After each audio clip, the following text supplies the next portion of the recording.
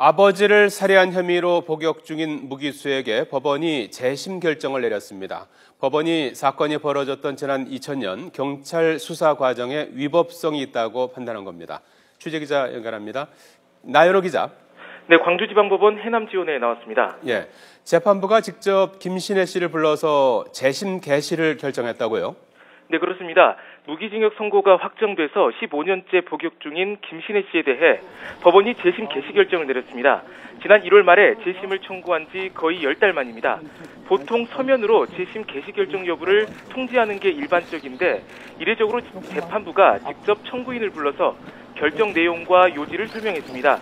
재판부는 김 씨 사건에 대해 경찰 수사 과정에서 위법성이 있었다는 점을 인정했습니다. 사건 당시 수사에 나선 경찰들이 영장을 받지 않고 김 씨의 집을 압수수색했다는 점이나 허위로 문서를 작성한 점을 문제 삼은 겁니다. 수사 과정에서 김 씨를 폭행하거나 억지로 현장 검증을 시켜서 범행을 재현하게 한 점도 재심 사유가 됐습니다. 법원이 재심을 받아들이면서 김 씨는 형이 확정돼 복역 중인 무기수에게 재심이 개시된 첫 번째 사례가 됐습니다. 하지만 재판부는 재심 결정 이유가 김 씨의 무죄를 인정할 만한 명백한 새 증거가 발견된 게 아니어서 김 씨에 대한 형 집행정지 결정은 하지 않았습니다. 나연호 기자, 경찰 수사 과정이 위법했다는 게 법원의 판단인데요. 그렇다면 김 씨가 어떻게 해서 무기징역 선고를 받게 된 겁니까?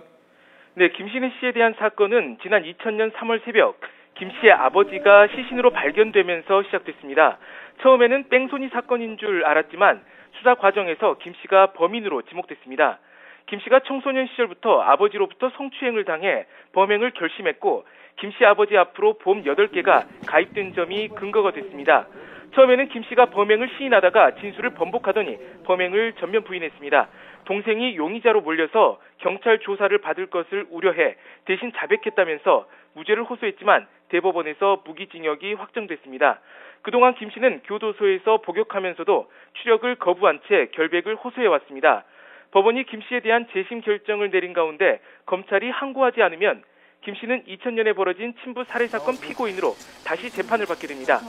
지금까지 광주지방법원 해남지원에서 YTN 나연호입니다.